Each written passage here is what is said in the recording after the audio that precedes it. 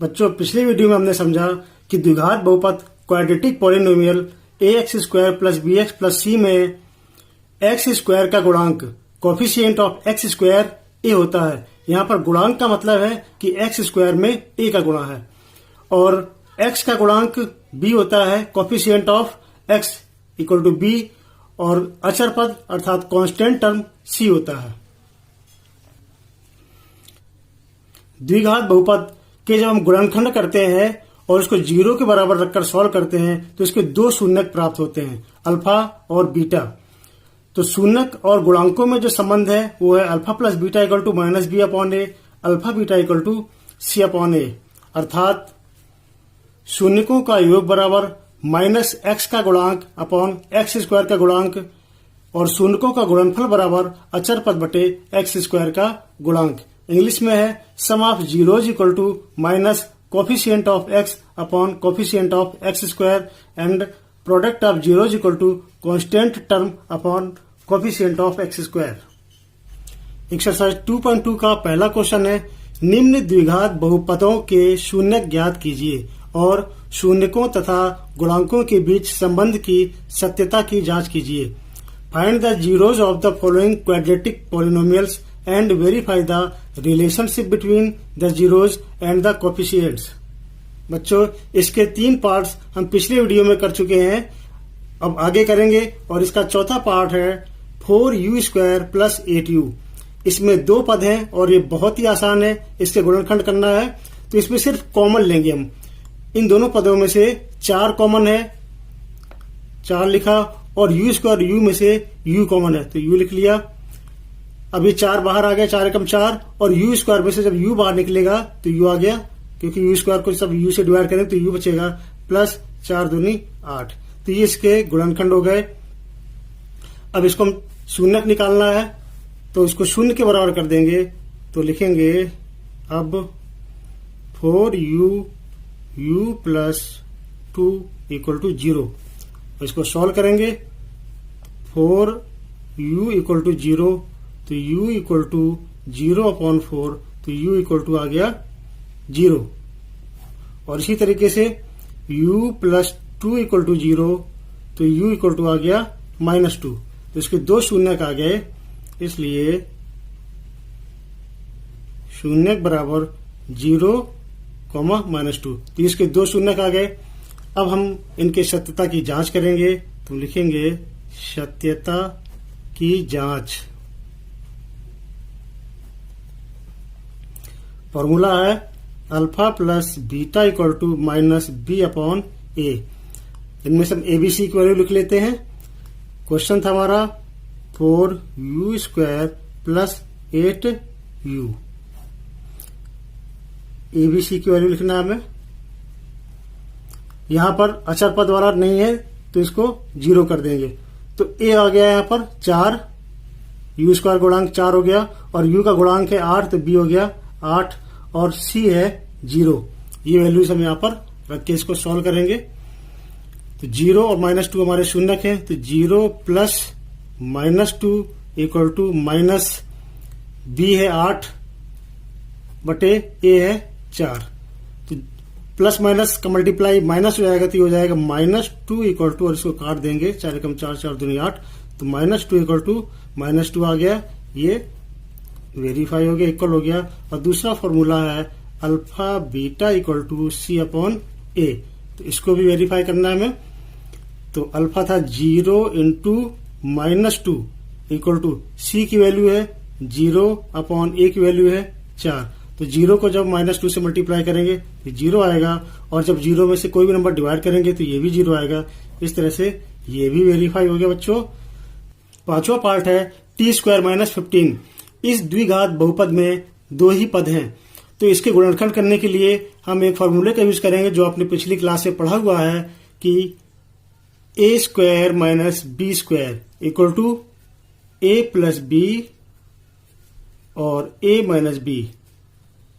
ठीक है बच्चों, ये आपने पढ़ा हुआ है, तो इस फॉर्मूले का हम यूज करेंगे। अब ये टी स्क्वायर माइनस 15, तो ये तो स्क्वायर के फॉर्म में है, लेकिन ये जो दूसरा पद है ये स्क्वायर के फॉर्म में नहीं है। तो इसे हम कैसे बनाएंगे स्क्वायर के फॉर्म में?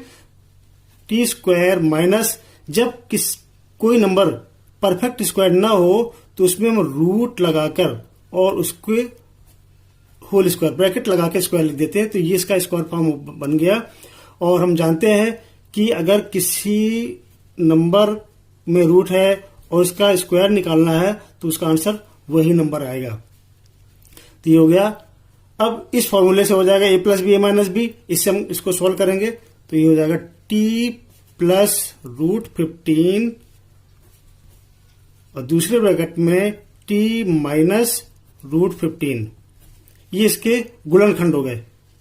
अब इनके में शून्यक निकालना है, तो शून्यक निकालने के लिए इसको हम 0 के बराबर कर देंगे। तो हम लिखेंगे अब t प्लस रूट 15 और t minus root 15 equal to 0।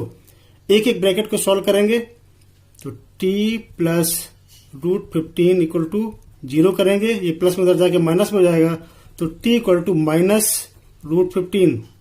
और इसी तरह से इस वाले ब्रैकेट को सॉल्व करेंगे तो t minus root 15 equal to 0 करेंगे, तो ये t इक्वल टू हो जाएगा रूट 15।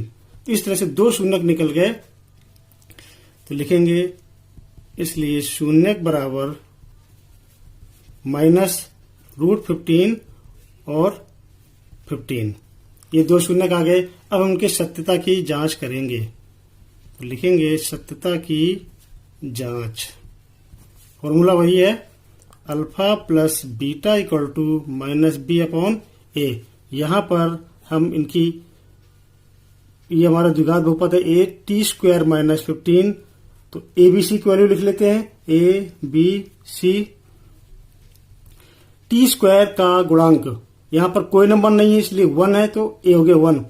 और बच्चों इसमें टी का टर्म नहीं है तो टी हो जाएगा 0, और अचर पद है जो इसका वो है माइनस 15। तो इस तरीके से एबीसी की वैल्यू लिख ली। अल्फा है minus root 15 plus root 15 equal to B की वैल्यू है 0 अपॉन ए है 1। बच्चों 0 का कोई साइन नहीं होता, इसलिए फॉर्मूले का माइनस यहां पर नहीं लगाया गया। अब माइनस 15 प्लस 15, आप जानते हो कि जब एक संख्या प्लस की और एक संख्या माइनस की होती है तो वो आपस में कट जाती हैं, और जो 0 इक्वल टू ये भी 0 आ गया, तो इस तरह से 0 इक्वल टू 0 हो गया। फिर alpha beta equal to C upon A, minus root 15 into root 15 equal to C है माइनस 15 अपॉन ए है 1। अब रूट 15 इंटू रूट 15 का जब गुणा करेंगे तो ये 15 ही आएगा, साइन माइनस का है तो हो जाएगा माइनस 15 इक्वल टू माइनस 15। तो ये आ गया, दोनों साइड इक्वल हो गई, माइनस 15 इक्वल टू माइनस 15, और ये भी वेरीफाइड हो गया। छठा पार्ट है 3x square minus x minus 4। बच्चों इसके गुणनखंड तीसरे पार्ट जैसे ही होंगे, तो हम क्या करेंगे, 3 का माइनस 4 से हम मल्टीप्लाई करेंगे पहले साइड में, तो 3 इंटू माइनस 4 ये हो जाएगा माइनस 12। अब 12 के ऐसे गुणनखंड करो, ऐसी दो संख्याएं सोचो कि जिनको गुणा करने से तो आए 12 और माइनस करने से, ये संख्या माइनस की है, माइनस करने से आना चाहिए 1, क्योंकि x का गुणांक 1 है। तो ये हो जाएगा 4 तिया 12, क्योंकि हम 6 दूनी 12 भी कर सकते हैं, लेकिन 6 में से 2 माइनस करेंगे तो 4 आएगा, जबकि हमें 1 चाहिए, तो 4 तिया 12 करेंगे। अब माइनस का साइन है, कौन सा साइन माइनस का होना चाहिए, इसमें कौन सा प्लस का होना चाहिए, क्योंकि माइनस का लाना है हमें, तो बड़ी संख्या माइनस की और ये छोटी संख्या प्लस की कर देंगे, क्योंकि 4 तिया 12 माइनस का, तो ये माइनस 12 हो जाएगा। तो ये हो जाएगा 3x square minus 4x plus 3x minus 4। अब ये 4 पद मिल गए, इनमें से हम 2 पदों में से कॉमन लेंगे, इनमें से और इसमें से। तो संख्या में से तो कुछ भी कॉमन नहीं है, 3 है 4 है, कुछ कॉमन नहीं होगा। x स्क्वायर और x में x कॉमन है तो x लिख लेंगे 3, और जब x स्क्वायर में से x को डिवाइड करेंगे तो ये x बचेगा, तो 3x माइनस x बाहर निकल गया, 4 बचा, प्लस इन दोनों में से कुछ भी कॉमन नहीं है तो 1 लिख लेंगे, तो ये हो जाएगा 3x माइनस 4। तो आपको पता है कि इन दोनों ही ब्रैकेट में सेम साइन सेम नंबर होने चाहिए, तभी हम इनका कॉमन ले पाते हैं। तो ये दोनों ब्रैकेट सेम है, इसलिए दोनों इनका कॉमन ले लेंगे तो ये हो जाएगा x + 1 और 3x - 4, ये इनका कॉमन आ गया। इस तरह से इनके गुणनखंड हो गए। अब हमें इनके शून्य निकालना है, इसलिए इनको शून्य के बराबर 0 के बराबर कर देंगे। तो लिखेंगे अब x + 1 और 3x - 4 = 0। एक एक ब्रैकेट को सॉल्व करेंगे तो x + 1 = 0 करेंगे तो 1 उधर जाके माइनस में हो जाएगा, तो x = -1 और ये 3x - 4 = 0, तो 3x = 4 हो जाएगा, माइनस का उधर जाके प्लस में हो जाएगा। और अब जब 3 उधर जाएगा तो मल्टीप्लाई में है, 3 और x के बीच मल्टीप्लाई, तो उधर जाके डिवाइड हो जाएगा, भाग में हो जाएगा। तो x बराबर हो जाएगा 4/3।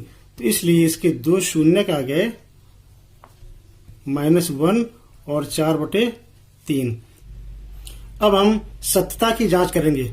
फॉर्मूला है अल्फा + बीटा = -b/a और बहुपद है 3x² - x - 4। इसमें से हम a, b और c की वैल्यू लिख लेंगे। x² का गुणांक ये 3 है तो a = हो गया 3, और x का गुणांक -1 है तो b हो गया -1, और अचर पद है -4 तो c हो गया -4। अब ये वैल्यू यहां पर हम रखेंगे। हमारे शून्य के -1 और 4/3, तो -1 + 4/3 बराबर माइनस, और b की वैल्यू है -1 तो -1/a की वैल्यू है 3। ये हो गया। अब इसको सॉल्व करेंगे। इसका शॉर्टकट तरीका है कि 3 का इससे मल्टीप्लाई करो और +4 कर देंगे, 3 एकम 3, ये माइनस में 3 + 4/3 बराबर माइनस माइनस गुणा प्लस, तो 1/3, -3 + 4 हो जाएगा 1, तो ये हो गया 1/3 = 1/3। ये बराबर हो गए दोनों पक्ष। अब दूसरे फॉर्मूले को वेरीफाई करेंगे। Alpha beta = c/a। अल्फा है -1 और बीटा है 4/3, ये दो शून्यक हैं, बराबर c की वैल्यू है -4 और a बराबर है 3। तो जब -1 का 4 से गुणा करेंगे तो ये हो जाएगा -4/3 और इधर बराबर -4/3। तो ये भी वेरीफाई हो गए, इसकी दोनों साइड इक्वल आ गई। तो इस तरह से बच्चों ये सॉल्व हो गया। ओके, आपको ये सारे क्वेश्चन अच्छे से समझ में आ गए होंगे। अगर आपने हमारे चैनल को सब्सक्राइब नहीं किया है तो सब्सक्राइब जरूर कर दें। अब मिलते हैं अगले वीडियो में।